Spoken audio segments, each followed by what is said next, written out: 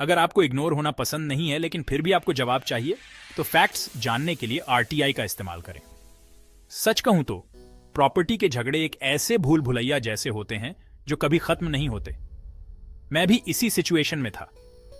मेरे खिलाफ झूठे केस दर्ज किए गए, मेरी असली शिकायतों को पूरी तरह से इग्नोर कर दिया गया और पुलिस कमिश्नर ने भी मेरी बात नहीं सुनी।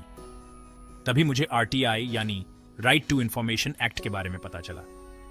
यह एक जादुई चाबी की तरह है। मैंने यह पूछने के लिए एक आरटीआई फाइल की कि मेरी शिकायत का स्टेटस क्या है, कोई एक्शन क्यों नहीं लिया गया। अचानक मैं इनविजिबल नहीं रहा, पुलिस को मुझे लिखित में जवाब देना पड़ा। हर बार जब मैंने फाइल किया तो मैंने पक्के सबूत जमा किए, लेटर, अपडेट, ऑफिशियल जवाब।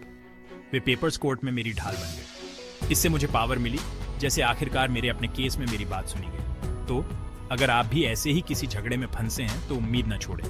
आरटीआई का इस्तेमाल करें, सवाल पूछते रहें और हर जवाब इकट्ठा करें। कभी कभी अपने अधिकारों के लिए लड़ने का सबसे अच्छा तरीका बस ऑफिशियली पूछना होता है। आरटीआई का सही उपयोग कैसे करें? यहाँ 5 जरूरी टिप्स हैं जो मैंने अपनी लड़ाई से सीखे।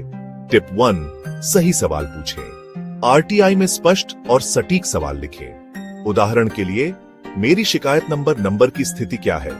एफआईआर क्यों नहीं दर्ज हुई? या जांच में क्या कार्रवाई हुई?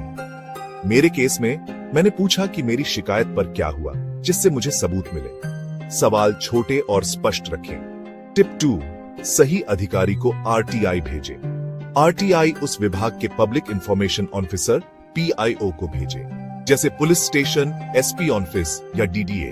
आप विभाग की वेबसाइट पर पीआईओ का पता ढूंढ सकते हैं। आरटीआई को स्पीड पोस्ट से भेजें और रसीद रखें। टिप 3, समय सीमा पर नजर रखें। आरटीआई का जवाब 30 दिनों में मिलना चाहिए। अगर 30 दिन बाद जवाब न मिले तो पहली अपील दाखिल करें। अपील का प्रारूप ऑनलाइन मिलेगा। टिप 4, बार बार आरटीआई दाखिल करें। अगर आपको पूरा जवाब नहीं मिलता तो दोबारा आरटीआई दाखिल करें। यह सबूत जुटाने में मदद करता है और पुलिस प्रशासन को जवाबदेह बनाता है। सभी आरटीआई की कॉपियां संभाल कर रखें। टिप 5, कोर्ट या उच्च अधिकारियों का सहारा लें।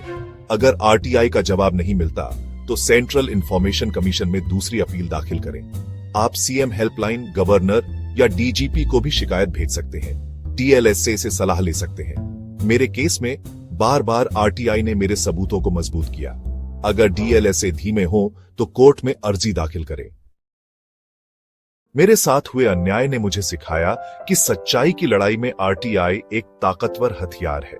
मेरे खिलाफ झूठी एफआईआर और पुलिस की अनदेखी ने मुझे निराश किया, लेकिन आरटीआई ने मुझे अपनी शिकायत की सच्चाई जानने और सबूत जुटाने में मदद की।